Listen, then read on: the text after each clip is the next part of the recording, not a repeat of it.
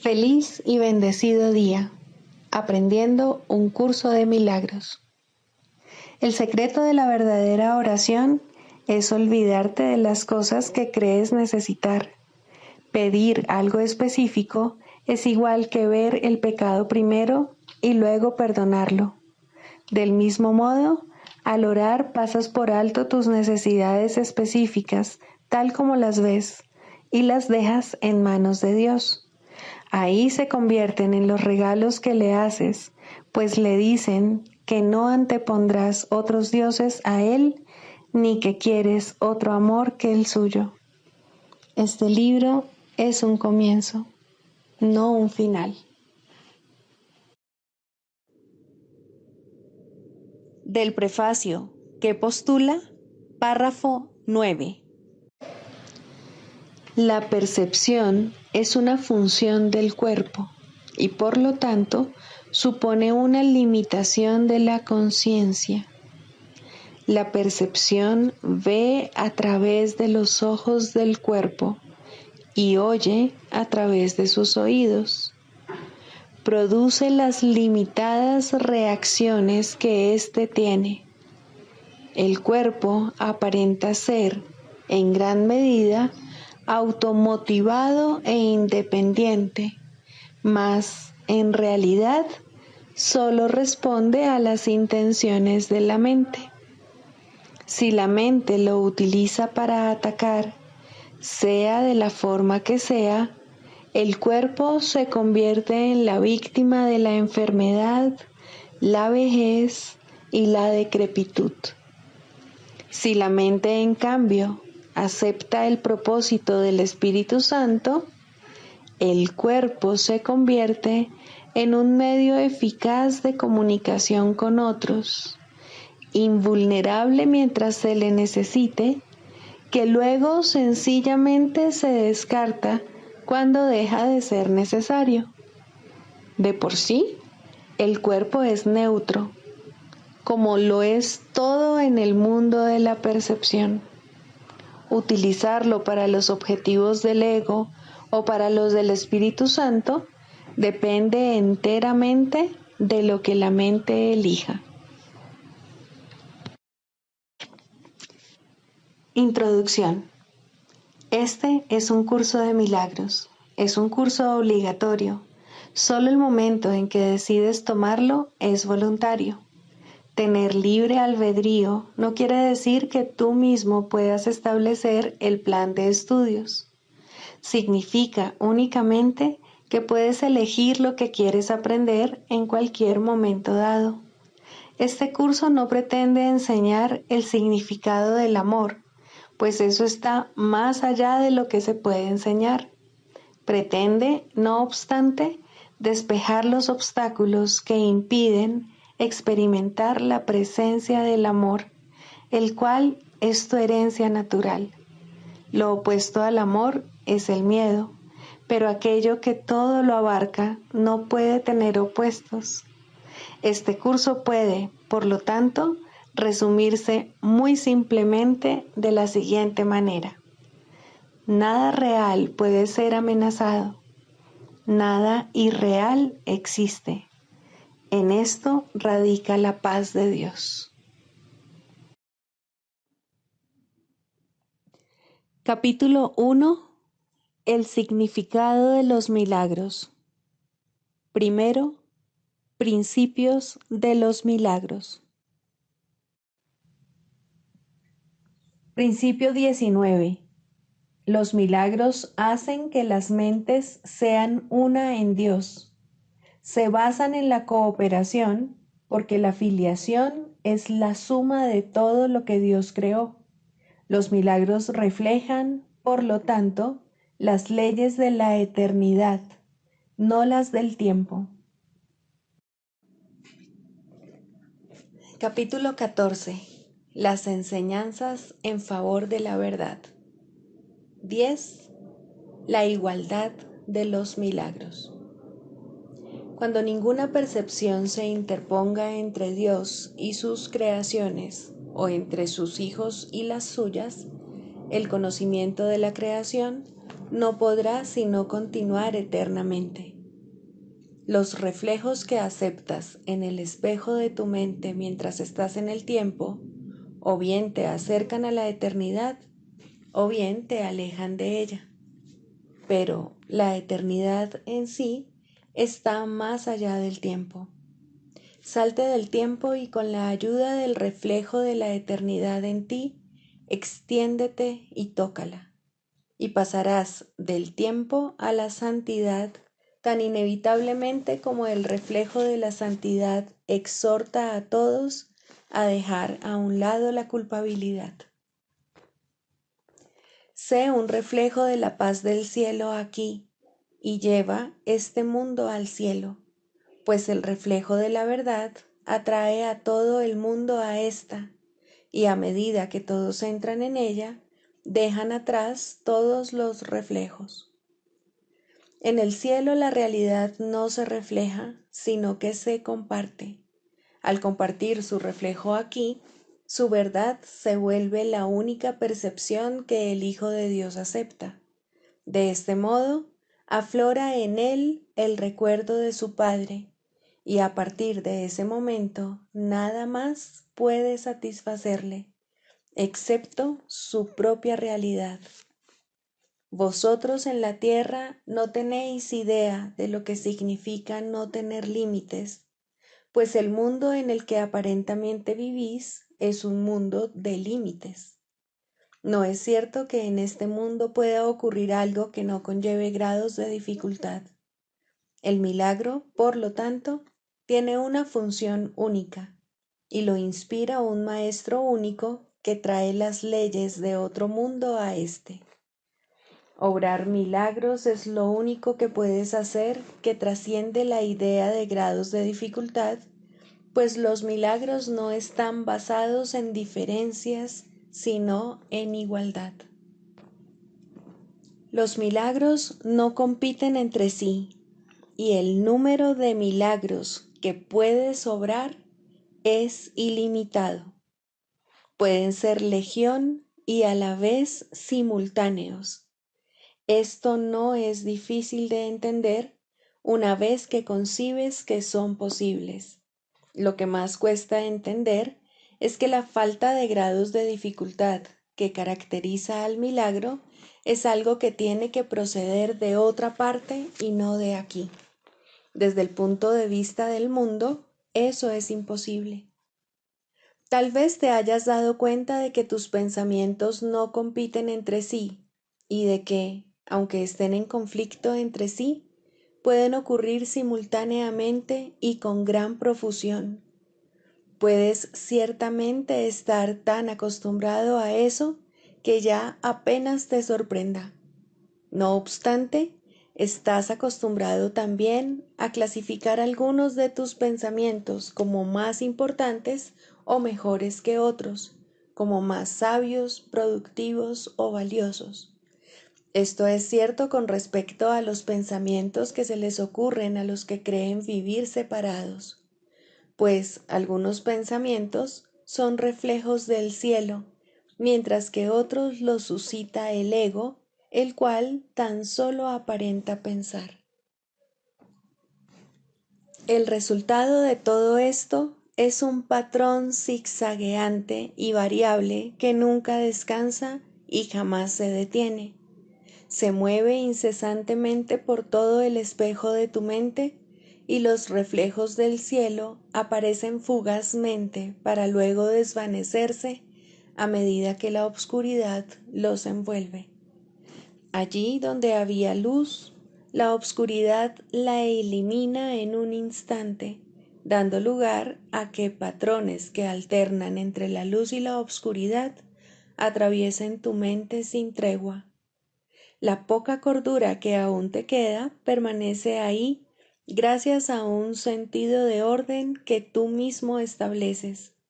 Mas el hecho mismo de que puedas hacer eso y seas capaz de imponer orden donde reina el caos, demuestra que tú no eres un ego y que en ti tiene que haber algo más que un ego, pues el ego es caos, y si eso fuese lo único que hay en ti, te sería imposible imponer ningún tipo de orden.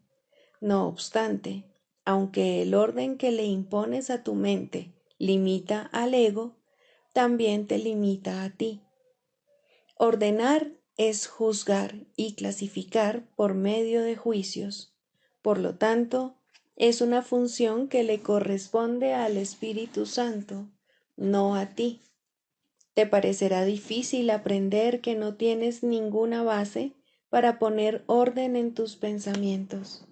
El Espíritu Santo te enseña esta lección ofreciéndote los ejemplos deslumbrantes de los milagros, a fin de mostrarte que todo modo de ordenar es desacertado, pero que se te ofrece uno mejor. El milagro responde siempre de la misma manera ante cualquier petición de ayuda. No la juzga, simplemente reconoce lo que es y responde consecuentemente. No se detiene a considerar qué petición es más importante, más urgente o más apremiante. Tal vez te preguntes por qué se te pide que hagas algo que no requiere que emitas ningún juicio cuando todavía eres prisionero de los juicios. La respuesta es muy simple. El poder de Dios, no el tuyo, es el que engendra los milagros. El milagro en sí no hace sino dar testimonio de que el poder de Dios se encuentra dentro de ti. Esa es la razón de que el milagro bendiga por igual a todos los que de alguna manera son partícipes de él, y esa es también la razón de que todos sean partícipes en él. El poder de Dios es ilimitado, y al ser siempre máximo, ofrece todo a cualquiera que se lo pida. No hay grados de dificultad en esto.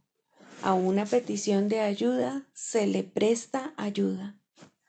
El único juicio involucrado en esto es que el Espíritu Santo divide la petición en dos categorías, una en la que se extiende amor y otra en la que se pide amor. Tú no puedes hacer esta división por tu cuenta sin riesgos, pues estás demasiado confundido como para poder reconocer el amor o para creer que cualquier otra cosa no es sino una petición de amor. Estás demasiado aferrado a la forma y no al contenido. Lo que consideras el contenido no es el contenido en absoluto, es simplemente la forma y nada más que la forma, pues no respondes a lo que un hermano realmente te ofrece, sino solo a la percepción particular que tienes de su ofrecimiento, tal como el ego lo juzga. El ego es incapaz de entender lo que es el contenido y no se interesa en él en absoluto. Para el ego, si la forma es aceptable, el contenido lo es también. De otro modo, atacará la forma. Si crees que entiendes algo de la dinámica del ego, déjame asegurarte que no entiendes nada, pues por tu cuenta no podrías entenderla. El estudio del ego no es un estudio de la mente. De hecho, al ego le encanta estudiarse a sí mismo y aprueba sin reservas los esfuerzos que, para analizarlo, llevan a cabo los que lo estudian, quienes de este modo demuestran su importancia. Lo único que estudian, no obstante, son formas desprovistas de todo contenido significativo. Su maestro no tiene sentido, aunque les oculta este hecho con gran celo, tras palabras que parecen ser muy elocuentes, pero que cuando se enlazan, revelan su falta de coherencia. Esto es típico de los juegos del ego. Por separado parecen ser coherentes, pero enlázalos y el sistema de pensamiento que resulta de ese enlace es incoherente y totalmente caótico, pues la forma no es suficiente para impartirle significado y la falta de contenido subyacente impide la viabilidad de un sistema de pensamiento cohesivo. La separación sigue siendo, por lo tanto, la condición que el ego siempre elegirá, pues, por su cuenta, nadie puede juzgar al ego correctamente. Sin embargo, cuando dos o más se unen para ir en busca de la verdad, el ego ya no puede defender por más tiempo su falta de contenido. El hecho de que puedan unirse les indica que el sistema de pensamiento del ego es falso. Es imposible recordar a Dios en secreto y a solas, pues recordarle significa que no estás solo y que estás dispuesto a recordar este hecho.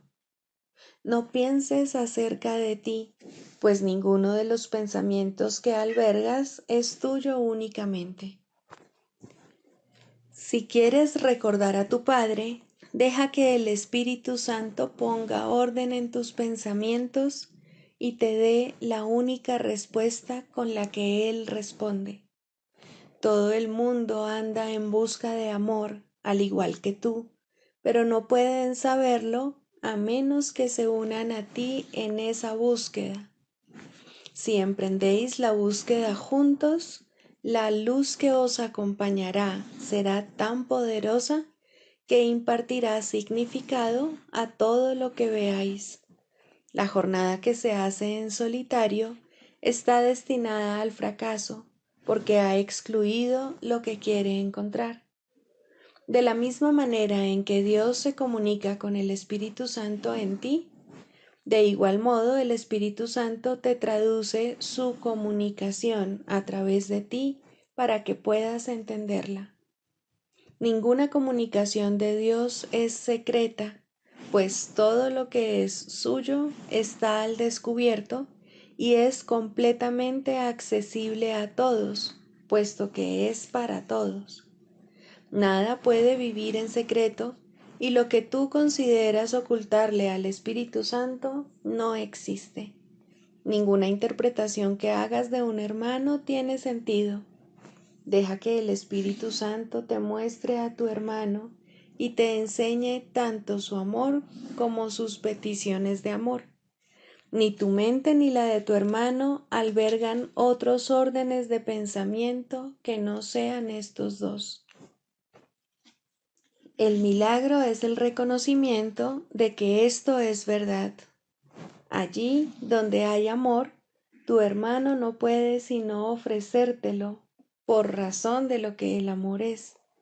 Pero donde lo que hay es una petición de amor, tú tienes que dar amor por razón de lo que eres.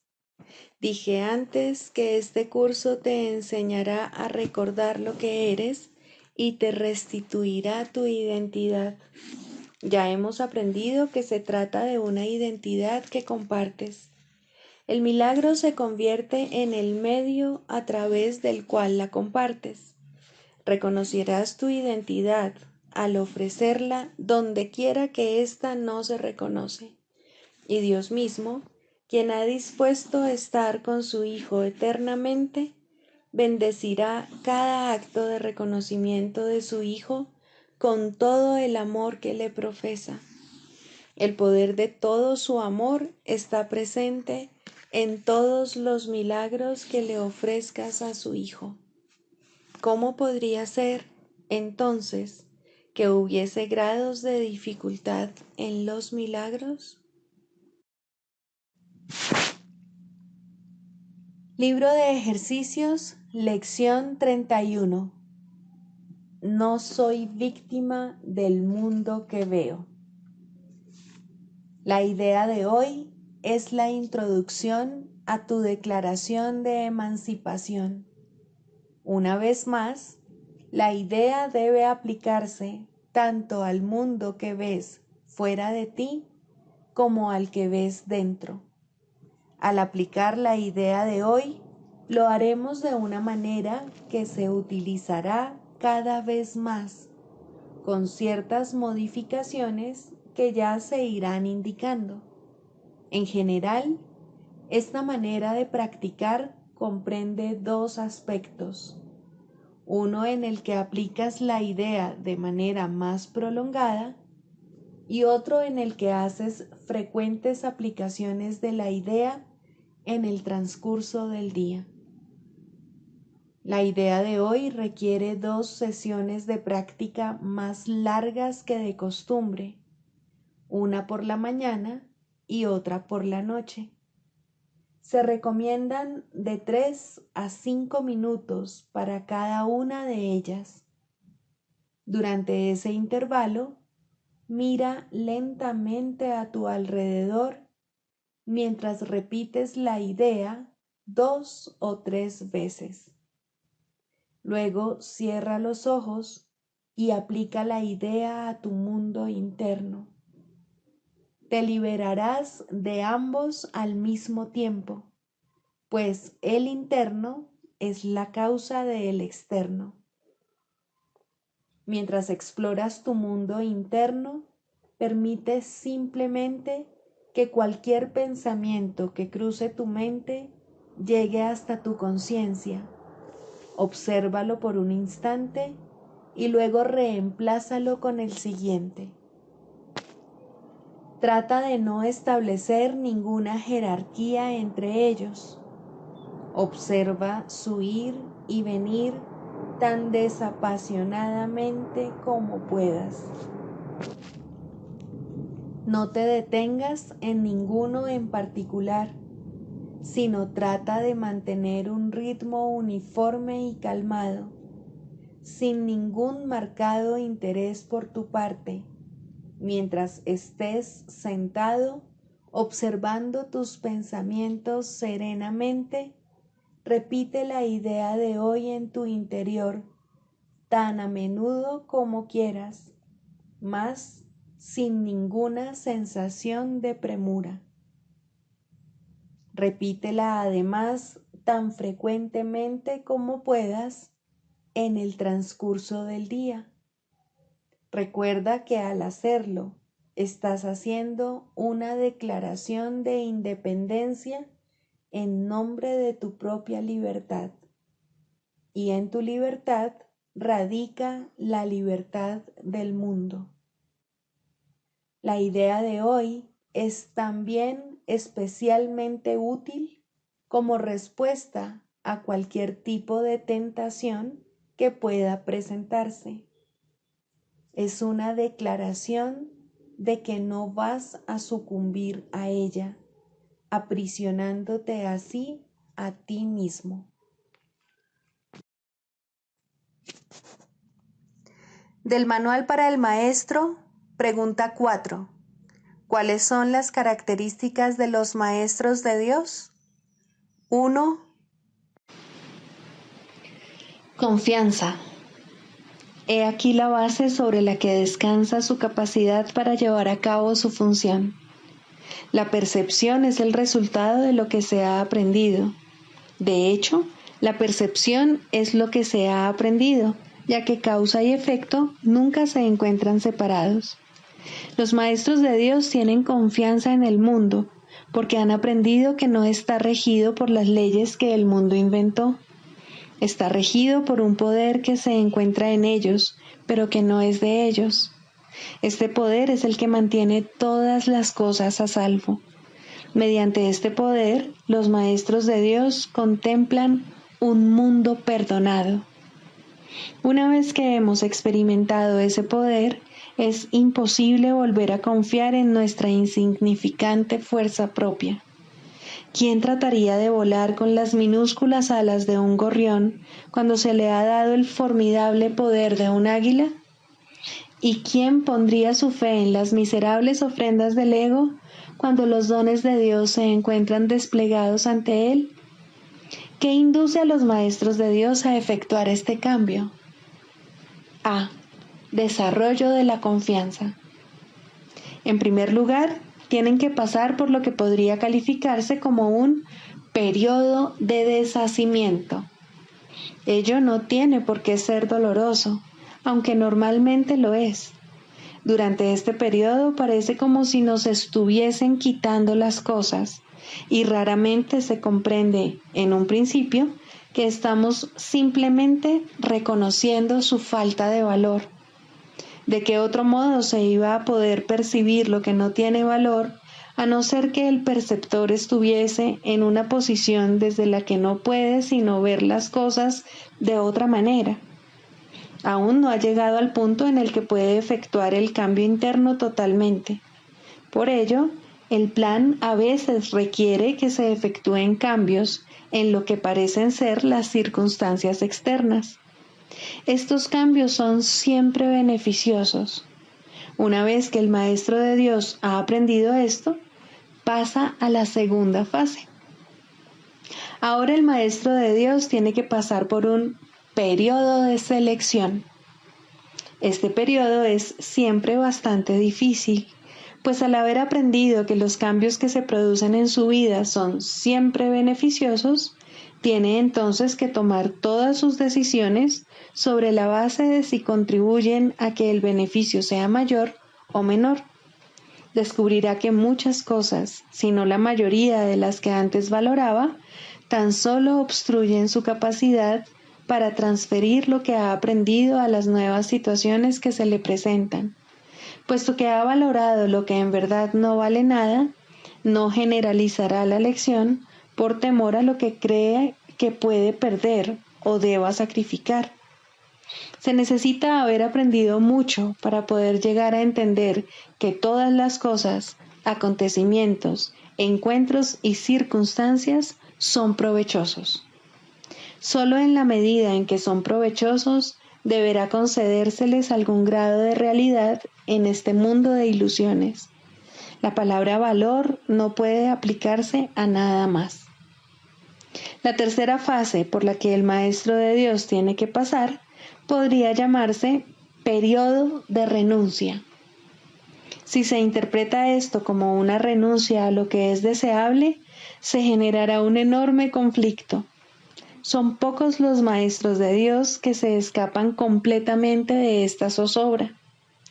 No tiene ningún sentido, no obstante, separar lo que tiene valor de lo que no lo tiene, a menos que se dé el paso que sigue naturalmente.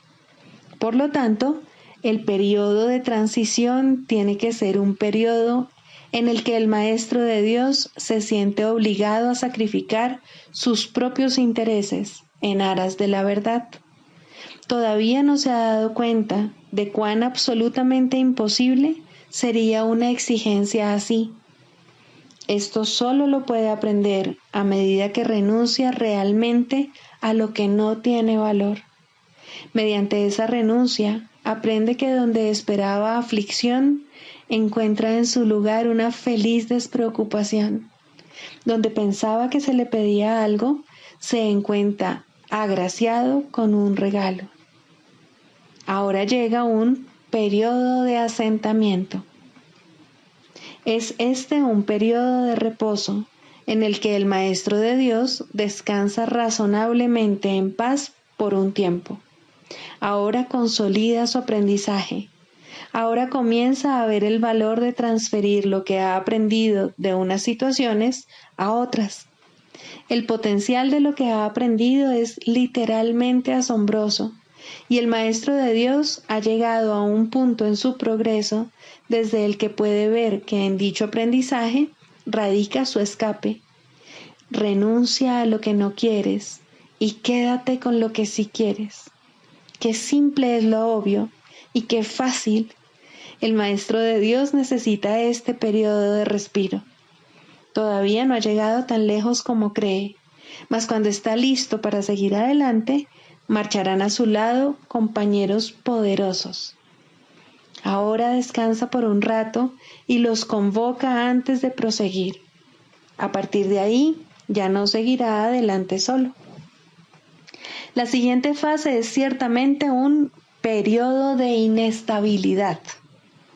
El Maestro de Dios debe entender ahora que en realidad no sabía distinguir entre lo que tiene valor y lo que no lo tiene. Lo único que ha aprendido hasta ahora es que no desea lo que no tiene valor y que sí desea lo que tiene. Su propio proceso de selección, no obstante, no le sirvió para enseñarle la diferencia. La idea de sacrificio, tan fundamental en su sistema de pensamiento, imposibilitó el que pudiese discernir. Pensó que había aprendido a estar dispuesto, pero ahora se da cuenta de que no sabe para qué sirve estar dispuesto. Ahora tiene que alcanzar un estado que puede permanecer fuera de su alcance por mucho, mucho tiempo. Tiene que aprender a dejar de lado todo juicio y a preguntarse en toda circunstancia qué es lo que realmente quiere. De no ser porque cada uno de los pasos en esta dirección está tan fuertemente reforzado, cuán difícil sería darlos. Finalmente llega un período de logros. Ahora es cuando se consolida su aprendizaje. Lo que antes se consideraba simples sombras se han convertido ahora en ganancias substanciales con las que puede contar en cualquier emergencia, así como también en los periodos de calma. En efecto, el resultado de esas ganancias no es otro que la tranquilidad, el fruto de un aprendizaje honesto, de un pensamiento congruente y de una transferencia plena. Esta es la fase de la verdadera paz, pues aquí se refleja plenamente el estado celestial. A partir de ahí, el camino al cielo está libre y despejado y no presenta ninguna dificultad. En realidad ya está aquí. ¿Quién iba a querer ir a ninguna otra parte si ya goza de absoluta paz? ¿Y quién querría cambiar su tranquilidad por algo más deseable?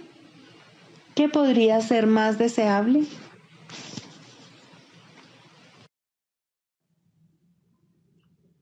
Manual para el maestro, pregunta 16. ¿Cómo debe pasar el día el maestro de Dios? Para un maestro de Dios avanzado, esta pregunta es irrelevante. No tiene un programa fijo, pues las lecciones cambian de día en día. Pero el maestro de Dios está seguro de una sola cosa: las lecciones no cambian al azar. Al darse cuenta de esto y entender que es verdad, el maestro descansa contento. Se le dirá cuál ha de ser su papel hoy, mañana y siempre. Y aquellos que compartan ese papel con él le encontrarán para que juntos puedan aprender las lecciones de ese día. Nadie de quien él tenga necesidad estará ausente. No se le enviará a nadie que no tenga un objetivo de aprendizaje ya establecido y que pueda aprender ese mismo día. Para el maestro de Dios avanzado, esta pregunta es, por consiguiente, superflua. Ya la planteó y ya se le contestó, y él se mantiene en continuo contacto con la respuesta. Ya lo tiene todo y ve desplegarse ante él, seguro y libre de obstáculos, el camino que tiene que recorrer. Pero, ¿qué ocurre con aquellos que todavía no han alcanzado la certidumbre que él posee?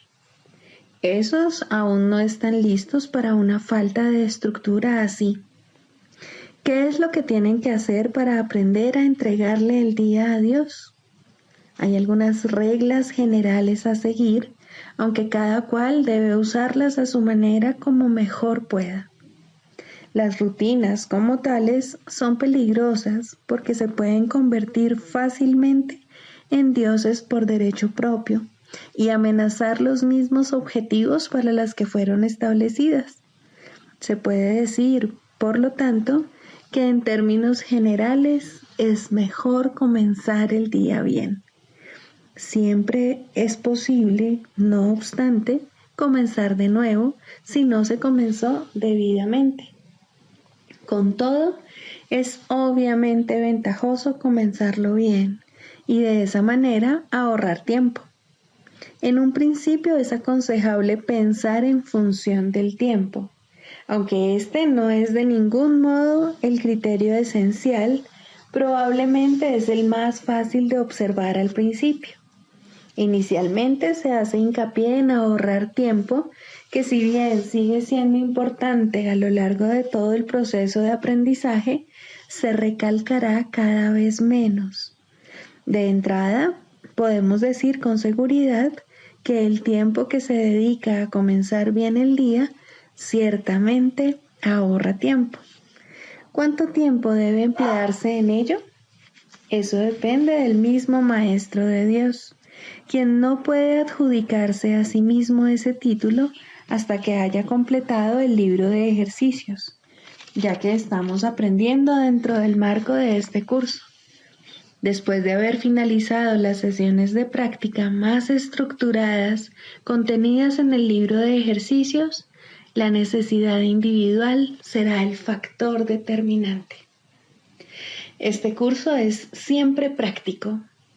Puede ser que el Maestro de Dios no se encuentre en una situación que sea conducente a pasar unos minutos en un estado de quietud, nada más al despertarse. Si ese es el caso, que recuerde tan solo que su elección es pasar un ratito con Dios lo antes posible y que lo haga. La cantidad de tiempo que dedique a ello no es lo más importante.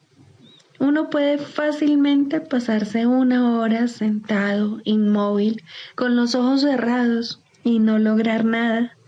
O bien puede, con igual facilidad, dedicarle a Dios solo un instante y en ese instante unirse a Él completamente. Quizá la única generalización que puede hacerse al respecto es la siguiente. Dedica un rato, lo antes posible, después de despertarte, a estar en silencio. Y continúa durante 1 o 2 minutos más después de que haya comenzado a resultarte difícil. Probablemente descubrirás que la dificultad disminuye y desaparece. En caso de no ser así, ese es el momento de parar. Por la noche se debe seguir el mismo procedimiento. Tal vez tu periodo de sosiego deba ser temprano en la noche, si no te es posible hacerlo inmediatamente antes de irte a dormir. No debes hacerlo acostado, es mejor estar sentado, en cualquier postura que prefieras. Habiendo completado el libro de ejercicios, seguramente habrás llegado a algunas conclusiones al respecto. Si te es posible, un momento apropiado para dedicárselo a Dios es justo antes de irte a dormir. Esto pone a tu mente en un estado de reposo y te aparta del miedo. Si te resulta más conveniente hacerlo más temprano, asegúrate al menos de no olvidarte pasar un rato, aunque sea solo un momento, en el que cierras los ojos y piensas en Dios. Hay un pensamiento en particular que debe recordarse a lo largo del día. Es un pensamiento de pura dicha, de paz, de liberación ilimitada. Ilimitada porque todas las cosas se liberan dentro de él. Crees que has construido un lugar seguro para ti mismo. Crees que has forjado un poder que te puede salvar de todas las cosas aterradoras que ves en sueños. Pero no es así. Tu seguridad no reside ahí. A lo que renuncias es simplemente a la ilusión de que puedes proteger tus ilusiones. Ese es tu temor y solo ese. Qué insensatez estar atemorizado por nada, nada en absoluto. Tus defensas son inservibles, mas tú no estás en peligro. No tienes ninguna necesidad de ellas. Reconoce esto y desaparecerán, y solo entonces aceptarás tu verdadera protección. Cuán fácil y tranquilamente transcurre el tiempo para el Maestro de Dios que ha aceptado su protección. Todo lo que antes hacía en nombre de su propia seguridad ha dejado de interesarle, puesto que está a salvo y sabe que lo está. Tienen un guía que no le ha de fallar. No es necesario que haga distinciones entre los problemas que percibe, porque aquel a quien acude reconoce que no hay grados de dificultad en su resolución. Está tan a salvo en el presente como lo estaba antes de que su mente aceptase las ilusiones, y como lo estará cuando las haya abandonado. Su estado no cambia con la ocasión o con el lugar, porque todas las ocasiones y todos los lugares son uno para Dios. En esto reside su seguridad. No tiene necesidad de nada más. Con todo, habrá tentaciones a lo largo del camino que al Maestro de Dios aún le queda por recorrer, y tendrá necesidad de recordarse a sí mismo durante el transcurso del día que está protegido. ¿Cómo puede hacer eso? Especialmente en los momentos en que su mente está ocupada con cosas externas. Lo único que puede hacer es intentarlo, y su éxito dependerá de la convicción que tenga de que va a triunfar. Deberá tener absoluta certeza de que su éxito no procede de él, pero que se le dará en cualquier momento, lugar o circunstancia que lo pida. Habrá ocasiones en que su certeza flaqueará, y en el momento en que esto ocurra, el Maestro de Dios volverá a tratar, como antes, de depender únicamente de sí mismo. No olvides que eso es magia, y la magia es un pobre sustituto de la verdadera ayuda.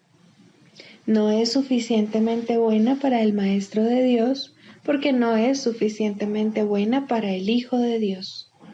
Evitar la magia es evitar la tentación, pues toda tentación no es más que el intento de sustituir la voluntad de Dios por otra.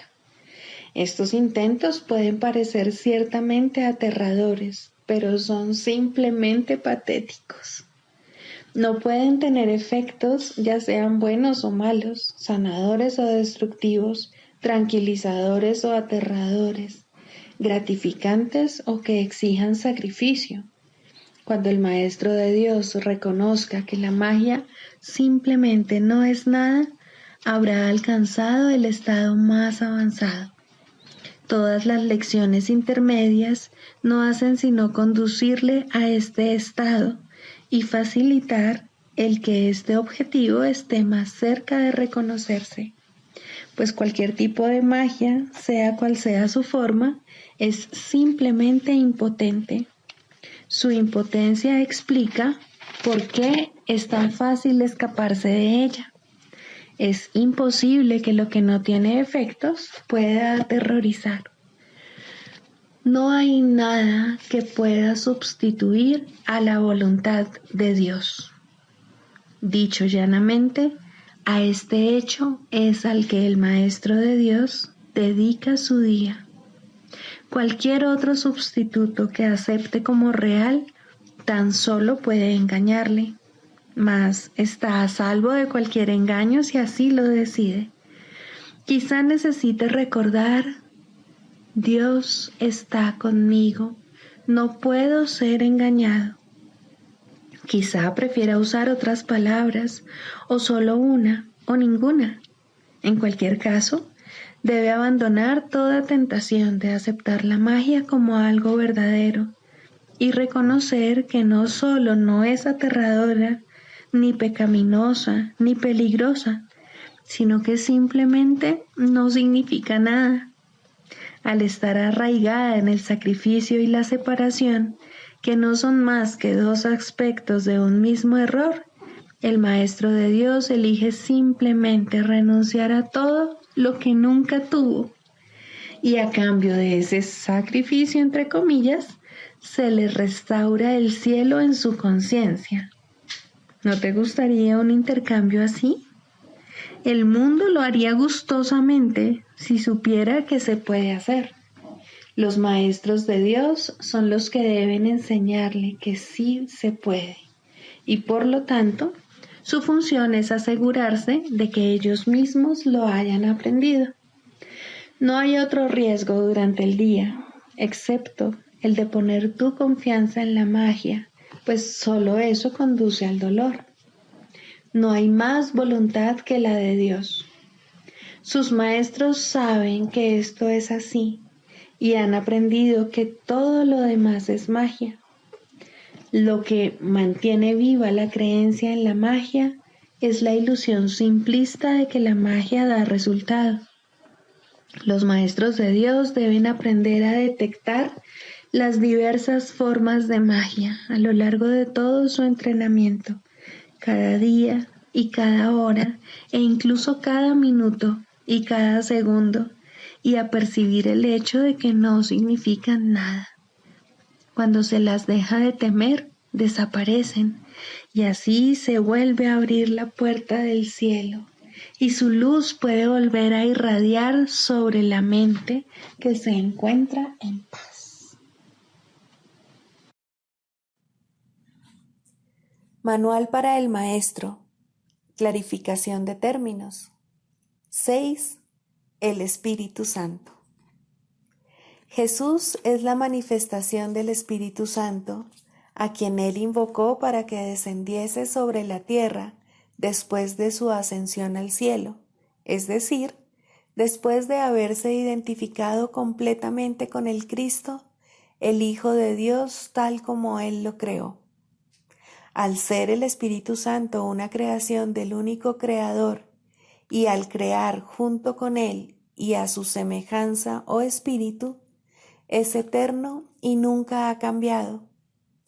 Fue invocado para que descendiese sobre la tierra, en el sentido de que entonces se hizo posible aceptarle y escuchar su voz. Su voz es la voz de Dios y, por lo tanto, ha adquirido forma. Dicha forma no es su realidad, la cual solo Dios conoce junto con Cristo, su verdadero Hijo, quien es parte de Él.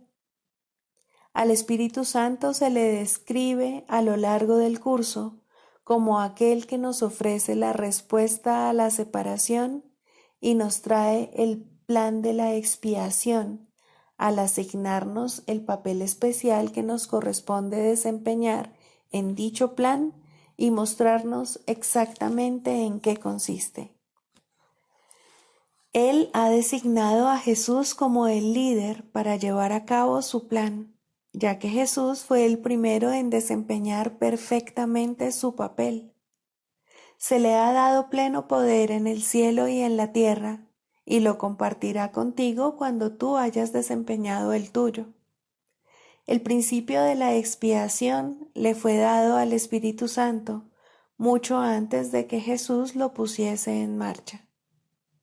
Al Espíritu Santo se le describe como el último vínculo de comunicación que queda entre Dios y sus hijos separados.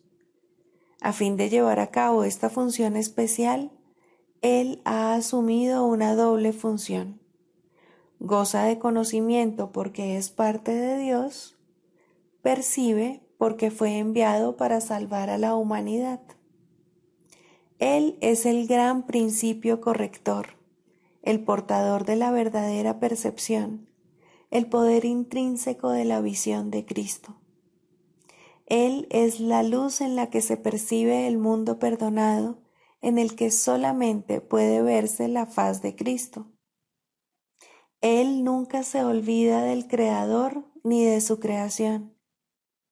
Él nunca se olvida del Hijo de Dios. Él nunca se olvida de ti.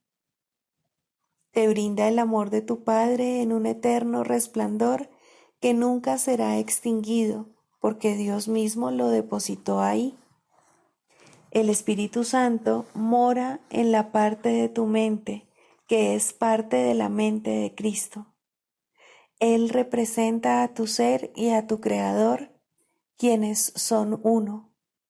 Habla por Dios y también por ti, ya que está unido a ambos. Por consiguiente, Él es la prueba de que ambos son uno solo. El Espíritu Santo parece ser una voz, pues de esa forma es como te comunica la palabra de Dios. Parece ser un guía por tierras lejanas, pues esa es la clase de ayuda que necesitas. Y también parece ser cualquier cosa que satisfaga las necesidades que creas tener. Pero Él no se engaña cuando te percibes a ti mismo atrapado por necesidades que no tienes. De ellas es de las que quiere liberarte. De ellas es de las que quiere ponerte a salvo. Tú eres su manifestación en este mundo.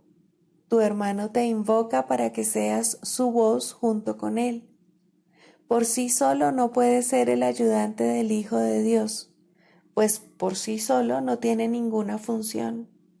Pero unido a ti es el resplandeciente Salvador del mundo, cuyo papel en la redención de éste tú has completado.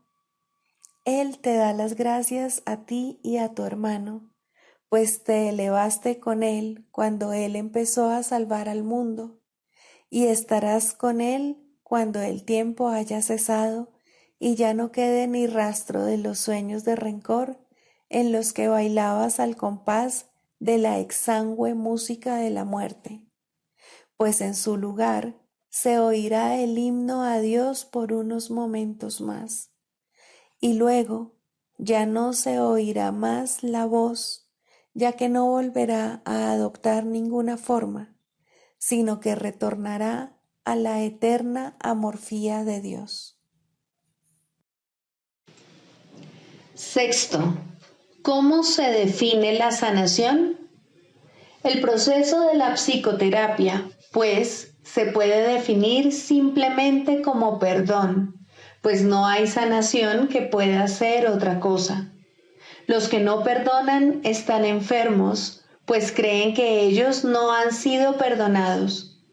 El asirse a la culpa, el abrazarla estrechamente y cuidarla, el protegerla con amor y el mantener en alerta su defensa, todo esto no es otra cosa que una implacable negativa a perdonar. Dios no puede entrar aquí, repiten los enfermos una y otra vez mientras lamentan su pérdida y, sin embargo, se regocijan en ella. La sanación ocurre a medida que un paciente comienza a escuchar el canto fúnebre que entona y a cuestionar su validez.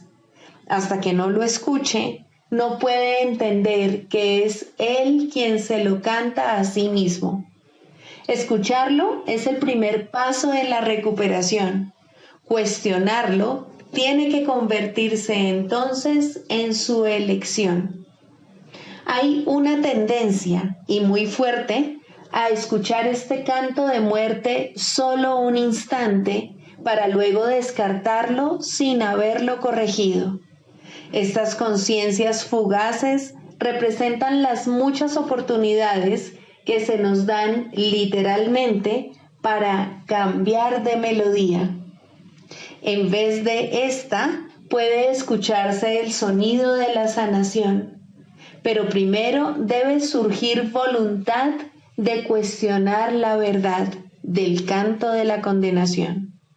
Las distorsiones extrañas que se tejen inextricablemente al interior del concepto del yo, que en sí no es otra cosa que una pseudocreación, hacen que este feo sonido parezca verdaderamente hermoso. El ritmo del universo, el canto del ángel heraldo, todo esto y más se oye en lugar de esos ruidosos chillidos discordantes. El oído traduce, no oye. El ojo reproduce, no ve. Su tarea es hacer agradable aquello que se invoca, no importa cuán desagradable pueda ser. Responden a las decisiones de la mente al reproducir sus deseos y traducidos en formas aceptables y placenteras. Algunas veces el pensamiento detrás de la forma se asoma, aunque solo muy brevemente, y la mente se asusta y comienza a dudar de su cordura. pero no permitirá a sus esclavos cambiar las formas que contemplan, los sonidos que oyen. Estos son sus remedios, sus salvaguardias contra la locura. Estos testimonios que traen los sentidos tienen un solo propósito: justificar el ataque y de esta manera conservar la falta de perdón sin reconocerla como lo que es. Cuando se la ve sin disfraz, resulta intolerable. Sin protección no podría soportarse. Aquí se atesoran todas las enfermedades, pero sin reconocer que es así. Pues cuando no se reconoce una falta de perdón, la forma que toma parece ser algo distinto. Y ahora es ese algo distinto lo que parece aterrorizar. Pero no es el algo distinto lo que se puede sanar. No está enfermo y no necesita remedio. Concentrar tus esfuerzos sanadores aquí no es más que futilidad. ¿Quién puede sanar lo que no está enfermo y aliviado? La enfermedad toma muchas formas y lo mismo hace la falta de perdón. Las formas de una solo reproducen las formas de la otra, pues son la misma ilusión. Tan fielmente la una se traduce en la otra que un estudio cuidadoso de la forma de una enfermedad revelará con bastante claridad la forma de falta de perdón que representa. Sin embargo, ver esto no efectuará una sanación. Eso se logra mediante un solo reconocimiento, que solo el perdón sana una falta de perdón, y solo una falta de perdón puede ser el origen de cualquier clase de enfermedad. Esta comprensión es la meta final de la psicoterapia. ¿Cómo se alcanza? El terapeuta ve en el paciente todo lo que no ha perdonado en sí mismo y de esta manera se le da otra oportunidad de mirarlo, someterlo a una nueva evaluación y perdonarlo. Cuando esto ocurre, ve cómo desaparecen sus pecados en un pasado que ya no está aquí. Hasta que lo haga, tiene que pensar que el mal lo asedia aquí y ahora.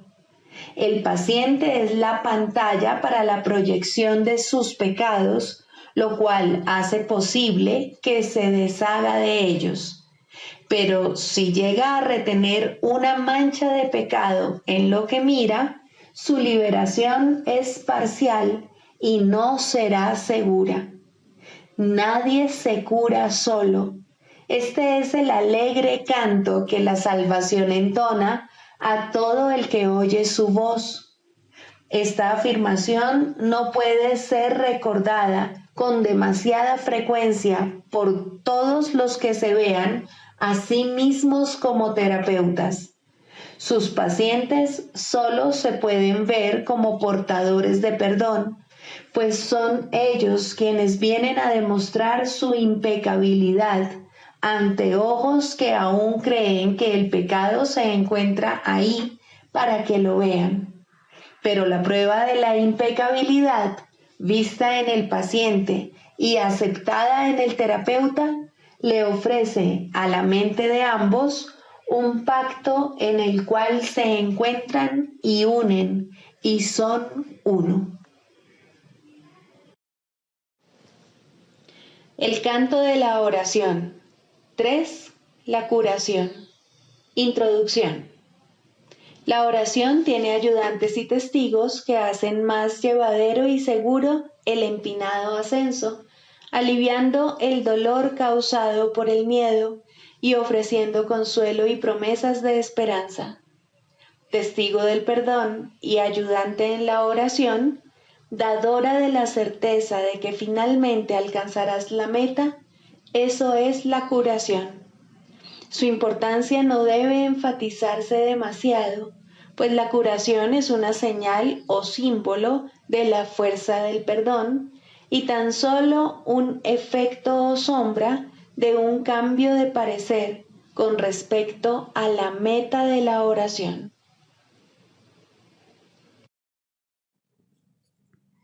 Sigamos a Jesús haciendo del perdón algo tan natural como respirar y algo tan vital como el aire.